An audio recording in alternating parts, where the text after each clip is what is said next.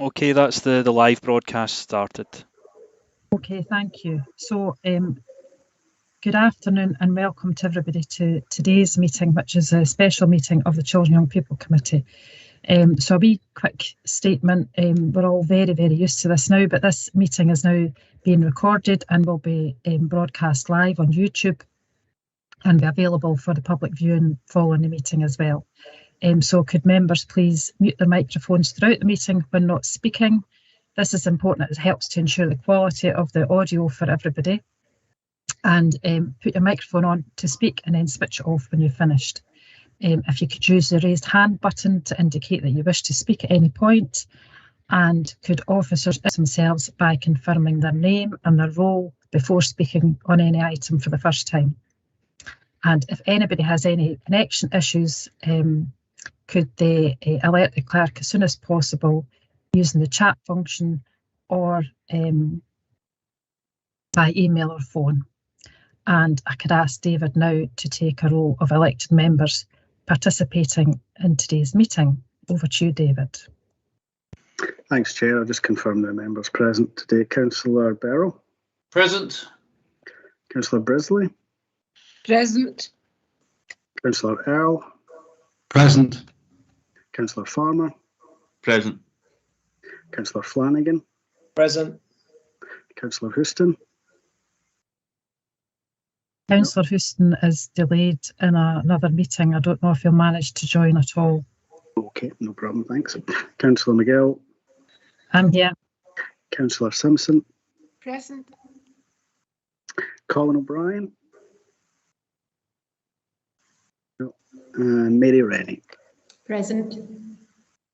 Okay, and that's everyone, Chair. And we do have apologies from Councillor Tomarsh and Nick Morris, one of the religious representatives. Okay, thank you. Any substitutions? No substitutions, no. Okay, thank you. Could I invite anybody to declare any interest? No. Okay, moving on to the one item we have on the agenda, which is the Health and Wellbeing Census 2021-22. So I'll hand over, not sure who's going to open this up. Is it you, Bryony? So I'll hand over to Bryony to take this forward. Thanks. Thank you. I'm Bryony Monaghan, Interim Head of Education. So the report provides information to committee on the Health and Wellbeing Census currently being implemented in Stirling schools. This census was a priority for implementation in the National Improvement Framework for the 2019-20 school session, but was delayed due to COVID. This implementation will bring the evaluation of the health and wellbeing area of the curriculum into closer alignment with the processes in place already for the two other areas of the curriculum, which are the responsibility for all across the education system, literacy and numeracy. The paper and a short presentation will provide more information to committee members about the development, implementation and rationale for the census. The committee is asked to note and consider the census as a method of gathering data on key health topics. Charlene Mitchell and Fiona Moffat have joined us today and they will share a presentation with you, and we'll circulate the presentation around the committee members after the meeting, and then we will be happy to take any questions. Let me take a minute just to put the presentation up and get started.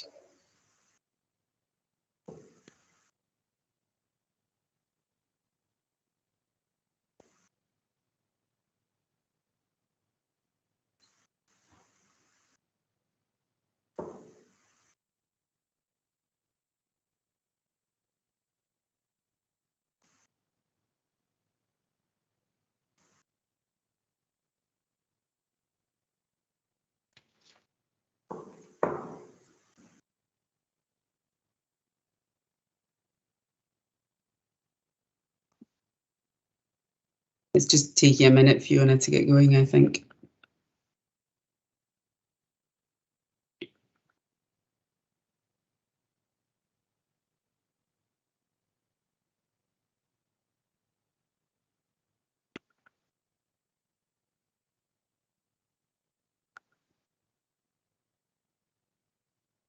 Fiona, could you go back to the notes slideshow version, because it was showing up at that point?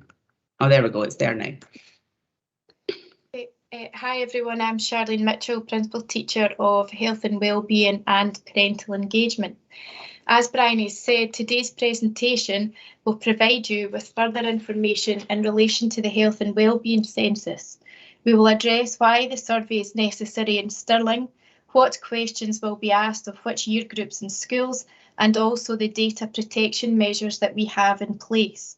We will also give further information on the development of the National Relationships, Sexual Health and Parenthood Education resource, which forms part of our health and wellbeing curriculum. Next slide, please, Fiona.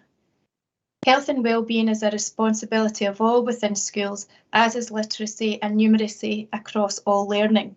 The health and wellbeing curriculum is split into 6 key organisers: mental, emotional, social and physical wellbeing, planning for choice and change, physical education, physical activity and sport,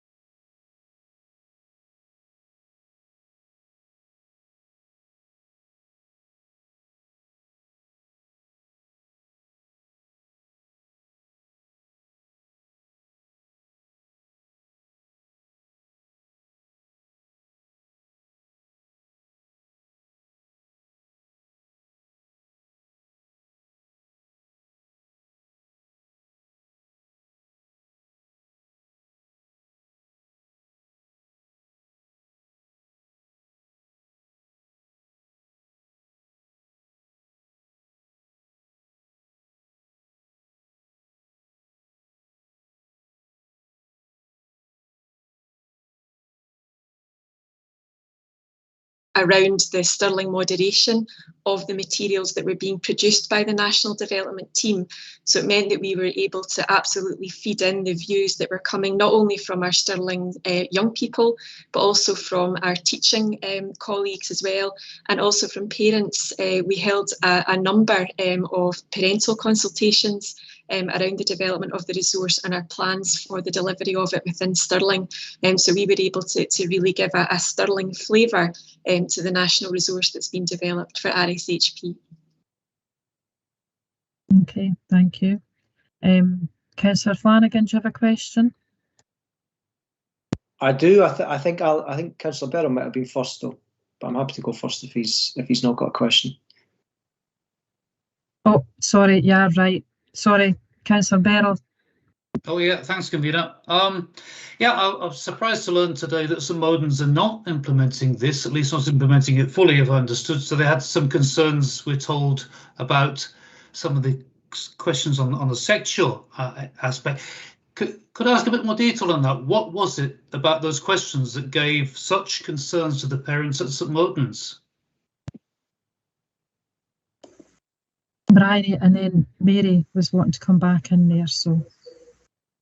Sorry, just to clarify, St Modens are implementing the senior part of the survey, but when we launched the survey across our schools, there was choice for schools about when to implement it. And as a Catholic school, the St Modens have looked for the advice and support of their parent organisation about this and are now planning to implement the survey. There were elements of timing for all of our schools, so they've implemented at slightly different times, depending on when prelims were being carried out and so on. So there's a range of reasons why the timing is different. Some of them are because they wanted to consider the questions, and I think this is often the case when we have a new health and wellbeing policy or guidance. We work with St Modens and they work with their organising body in terms of looking at it from the particular perspective of the Catholic school. But it doesn't hold them back from implementing it. It's just about them making those plans quite particularly for their own needs. Okay, thanks for that clarification. I had a couple of others. Sorry, Councillor, just wanting to ask Mary if she had anything to add to that. You've went on mute. Sorry. Mary Rennie, Catholic Rep. Just to say that they're very happy with the census up as far as third year, and they're in consultation with the parents for the fourth, fifth and sixth year ones. And the reason they haven't done it, as Bryony said, they've had their prelims, but it will go ahead. Is that okay, Councillor Beryl? Okay. Yeah, thanks for that. Yeah, I had a couple more if I'm making Convener. It says on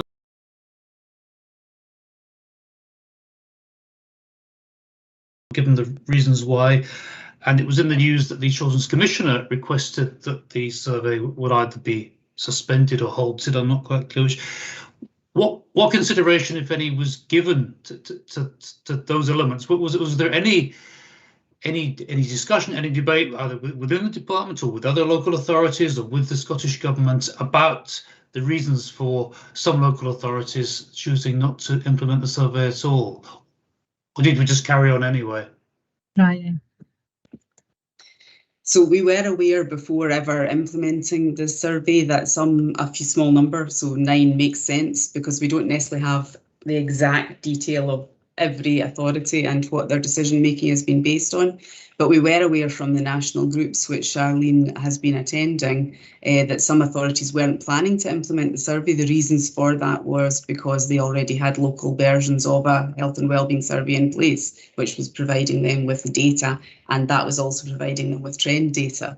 So although they've been participating in national discussions about the survey, some of them have taken the decision to continue with local surveys they had in place already. In Stirling, we don't have a local survey in place. When national surveys such as the ones mentioned in the paper happen, they will take a representative sample of schools. So we will get nationally available data out of those surveys, and we'll also get some data about specific schools, but we have no other means of getting whole-scale data about all of our schools and all of our children and from any other survey that we have in place at the moment. So the information about authorities stopping as a result of concern about the survey only emerged after we have implemented the survey. And in fact, I think it's a smaller number who may have stopped, and we're not aware of any, may have stopped because of concerns rather than for the reason I mentioned. Okay, thanks. Can I ask a question about the data security aspect? At the council meeting on 17th of December, one of the elements of the decision taken by the council was that the committee today would discuss or be told who will see the data that is being collected. Now, at section 212 of the paper, that's partially addressed. It says only a small number of authorised Stirling Council employees will have access. Now, I don't know what a small number might be. Is that 2 people? Is it 100 people? I don't need an exact number, but who are these people? What type of person is being given access to the data?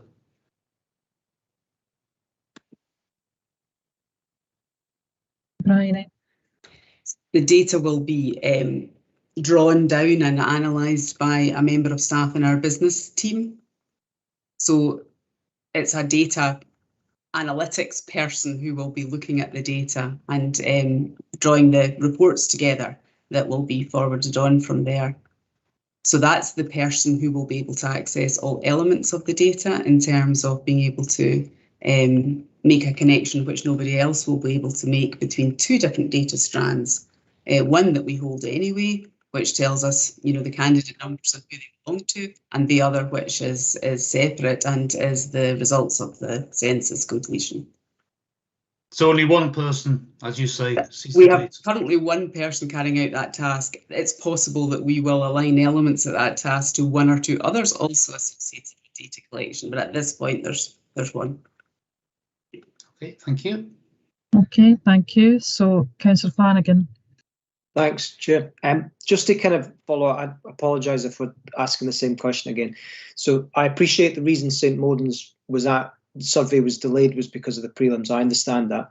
But just so I'm 100% clear, the parents were consulted. The parents have said they're entirely happy, and all the survey, entirely unaltered, will be asked to the pupils at St Modens.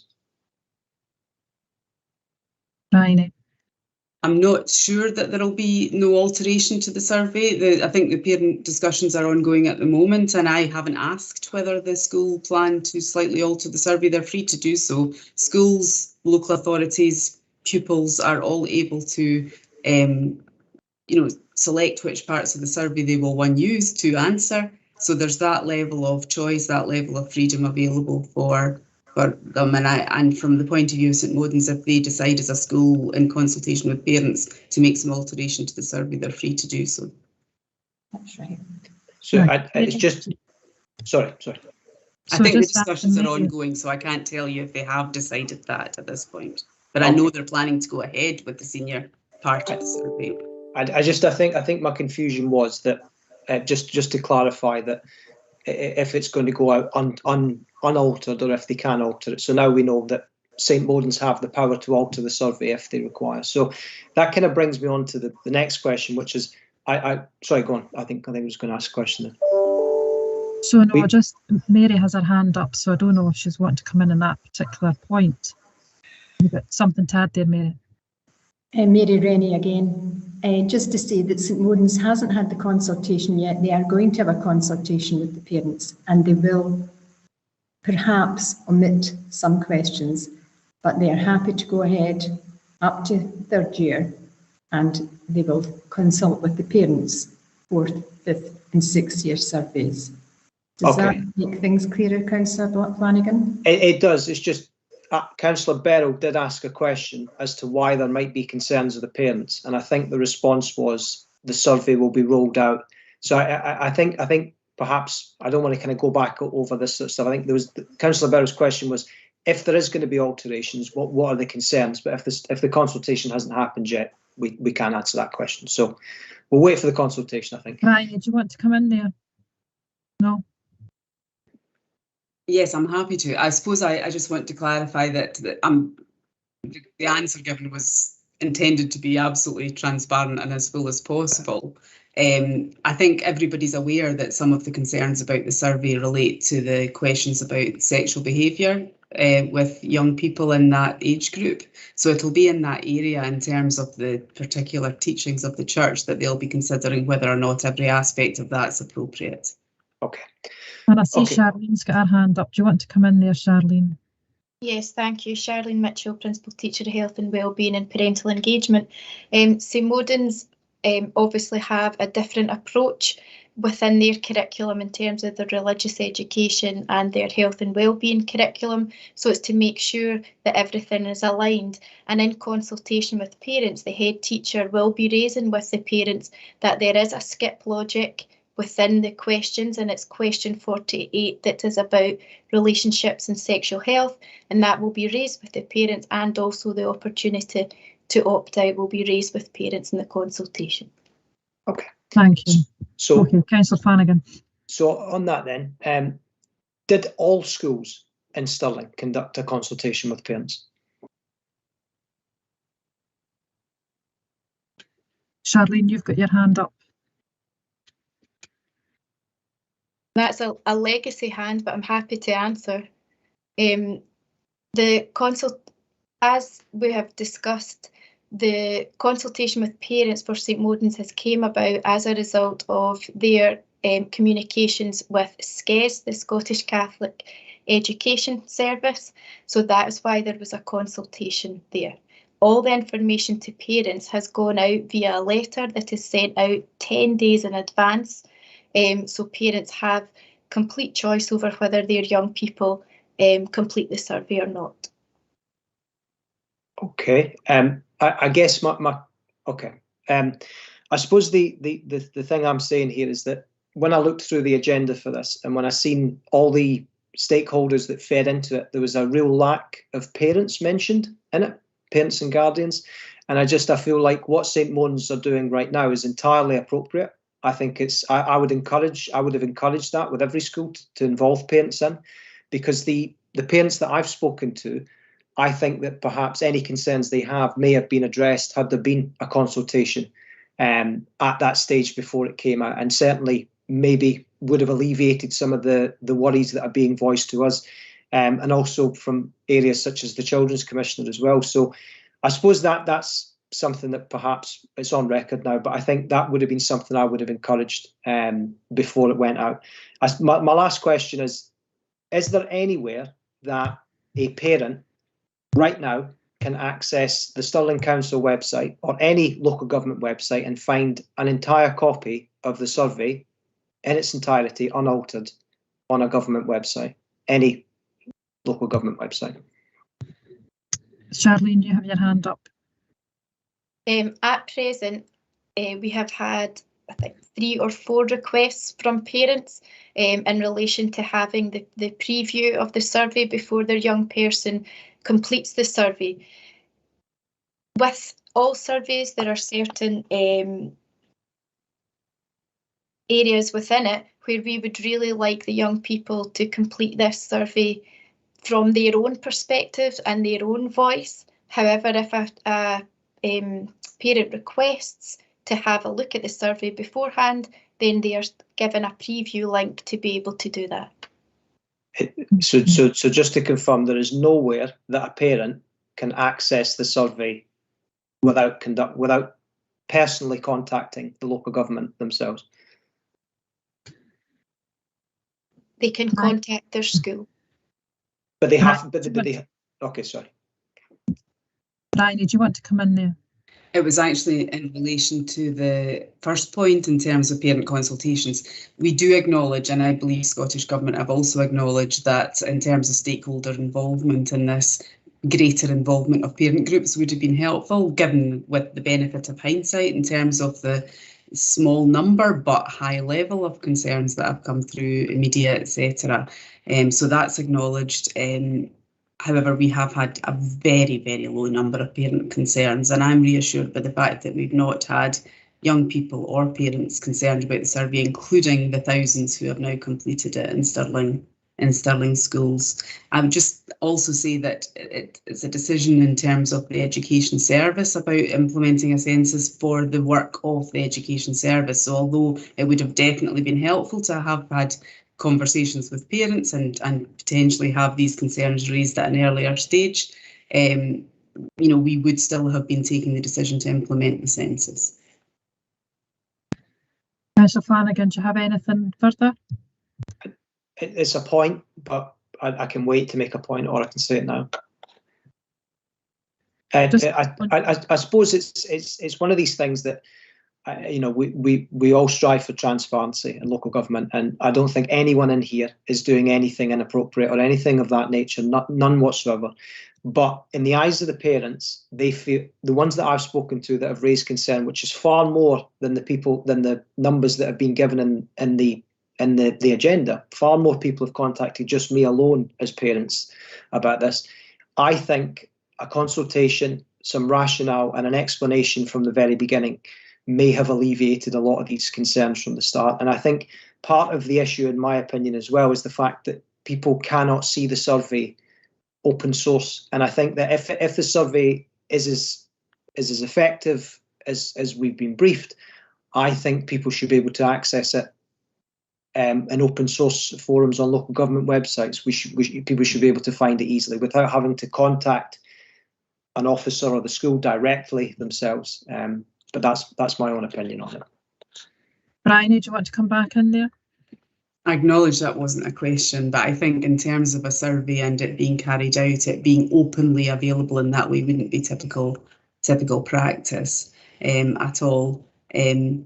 So, the survey has a purpose and should be seen by people when they come to complete it. And just a final point, that the older people in our secondary schools are free to choose for themselves whether to take part in a survey and to access the information about it. It wouldn't be for the parents to take that decision for them.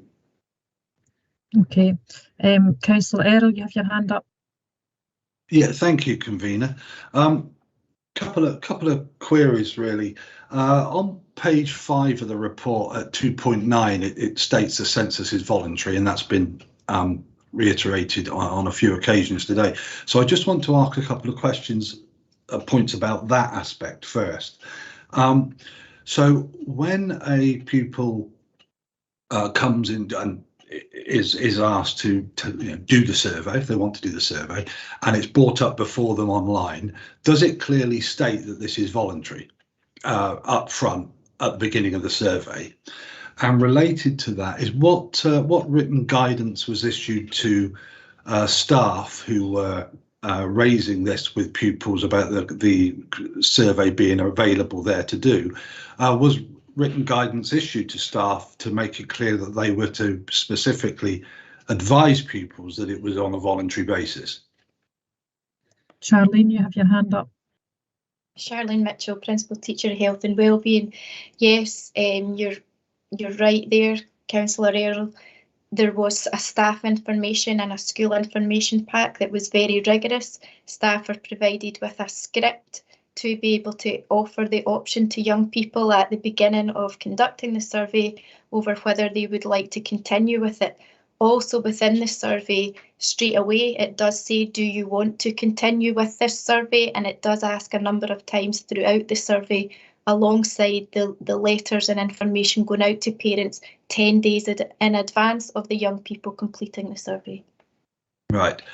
Thank you. I think that was important to establish that. And I've, for information for the committee and officers, I've had a couple of people contact me, completely separate people, saying that as far as their parents, that their children were not advised it was voluntary. So I'm just thinking that's important, that I know from the Education Authority's point of view that they have, and Charlene's clearly articulated that briefing and guidelines was issued.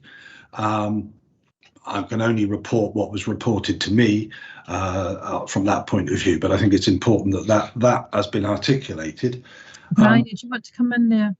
I was just wanting to add that throughout the survey at different points, it invites people to not answer the next question if they don't want to, and there are also answers within the questions which are, I prefer not to say, on frequent questions, and particularly those that might be seen to be more sensitive. Okay, thank you. Thank you. And then really a question about the development of how the survey came to be implemented across the Stirling schools. In the School Learning and Education Improvement Plan, of which this is referenced, for 21-22, that came to the CYP committee meeting on the 30th of September last year. And contained in that plan is a section on health and well-being. And in that, it refers to the health and well-being census. And it states that the national census was due to take place, as explained, but however, due to COVID, it was delayed. And then it goes on to say that the Scottish Government are now asking all local authorities to undertake their own health and wellbeing census during the 21-22 school year. And it quite clearly says their own. So I suppose Bryony's touched on this from a point of view in an earlier answer about Stirling not having its own health and wellbeing census and therefore deciding to implement the national one. I suppose my question is, what considerations and discussions took place internally on that basis for a decision to be made that we will implement the national one as put out and unaltered? See, Judy has her hand up there. Do you want to come in, Judy? Judy Edwards, Service Manager, Early Years and Early Intervention. At the time of writing of the report you mentioned, Councillor Errol, that had been the plan at that time. But of course, the pandemic grew into something that none of us could have imagined, which completely changed the plan that we had. The reasons why we've gone ahead with the national census have been articulated by Bryony already at this meeting. But as I've said, many plans that we had in place at the time of writing that report actually had to be changed and altered. And I think perhaps Charlene wants to come in behind me to give some further information about that. If that's okay, Councillor McGill. Thanks, Judy. Yep. Charlene. Charlene Mitchell, Principal Teacher of Health and Wellbeing. There were several discussions, Councillor Errol, regarding the questions within the survey. We also had a focus group with some head teachers about the implementation of the survey, and we liaised with our partners, colleagues in educational psychology to be able to verify the questions, and that there was a whole authority approach in agreeing that this survey was appropriate for our young people and for the needs of the data to improve service planning. Right, thank you. So, thanks, Brian. Do you want to come in there? I'm sorry, this is a lengthy answer to your question, so it's a bit complicated. I just wanted to mention that, sorry, I just got a note from something altogether, got distracted, do apologise. Yes, although the final version of the survey, when it came to us for implementation, has been implemented unchanged, we've been involved for a number of years in the working group with the Scottish Government. And at the early stages of that, Stirling was among the first authorities to raise some questions and concerns about certain areas of the survey at that time, and significant changes have been made to the survey and its preparation that we've been part of implementing. And just, I think, for clarity in terms of the paper that you're talking about there, although the wording speaks about implement their own survey, the Scottish Government have developed the survey in partnership with local authorities, but as we implement it, it becomes our survey and under our data protection control and so on. So I think that's what that sentence was referring to, that they are now asking us to implement the census, and the wording their own census was just the local approach to implementation of that national census. I think, not being able to look at that wording right now. Okay, thank you. I just want to sort of clarify something, because that's been some comprehensive answers there. But there was then discussion, I think Judy mentioned, about the plans changed because of after the writing of this report, which was obviously the report would have been written 2 or 3 weeks before it went into the basket for the September the 30th 21 meeting. But what plans changed due to COVID? So Judy Edwards, Service Manager, Early Years, Early Intervention. When we write our service improvement plan, we obviously do it at that moment in time with the aspirations that we have based on feedback from stakeholders, including parents, community people who work with the community, partners, and that is our aspiration for the year. Sometimes things don't go to plan even without a pandemic, but certainly within a pandemic, many things didn't quite go as we would have hoped. What we do though, through our quarterly performance report, is to update committee on the progress of those plans. And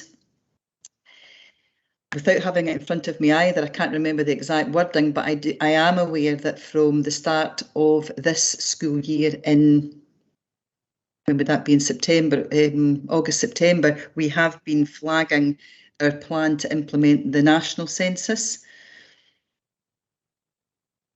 and plans and progress towards that.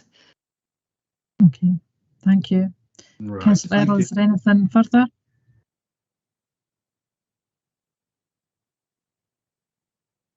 No. Councillor Beryl, you have your hand up again. Yeah, thanks, Convener. I have one more question, if you'll indulge me. I'm not sure when this survey is due to be repeated in the future, but could I ask, when the time comes to carry out the survey again, does the department consider that there are any lessons at all to be learned from this time around when it comes to consultation and communication and transparency? And if so, what lessons? Bryony. I think hindsight is a wonderful thing. We did not predict that there would be this type or level of concern at all. And in many ways, there has been more concern from people who are not parents of children in our school that we are aware of, although I understand you're aware of other concerns being raised. I've already said that we acknowledge that more work with parents in order to share information about the survey in advance of it would have been positive. So that's a piece of learning. And it's always been the intention that the engagement with Scottish Government and local authorities would continue, so that this survey and census could be improved on an ongoing basis, just as everything that we do in the education services improved on an ongoing basis. Okay, Councillor Errol, you have your hand up again. Yeah, it was just to follow on from Councillor Beryl's point from going forward. I know through various discussions and correspondence earlier that's taken place that there was a clear view taken that the implementation of such a census operational matter. I'm just asking the question that would it be something worth considering, should be considered, that although there may be a view that the implementation of future health and wellbeing surveys of this nature may be an operational matter for the determination of officers in the Education Authority, would it not be potentially a good idea to have it brought before the Children and Young Persons Committee or whatever committee is dealing with education matters in the future to seek approval and to bring it forward at an early stage for consideration by elected members and try and put, if you like, this cart back before the horse? Bryony. Not in my opinion, no. I think that a decision like this is most appropriately taken by professionals who have the training and qualifications to take it, and with the voice of young people in particular, and as I've said, increased input from families. Thank you. I would just like to add to that when we had the all members briefing, I was very impressed with the young people who came along and stated their case and, you know, gave their first-hand experience of completing the census. I was very impressed with them. Councillor Errol, you still have your hand up. No. Is there any further questions? I don't see anybody else with their hand up. So we're asked then, the recommendations in the paper, we're asked to note the Note and consider the health and wellbeing census as a method of gathering current demographic data on key health topics. So I think we could agree we've done that. Would everybody agree with me? Agreed. Excuse me, there is a message for you. Oh. Agreed. Agreed.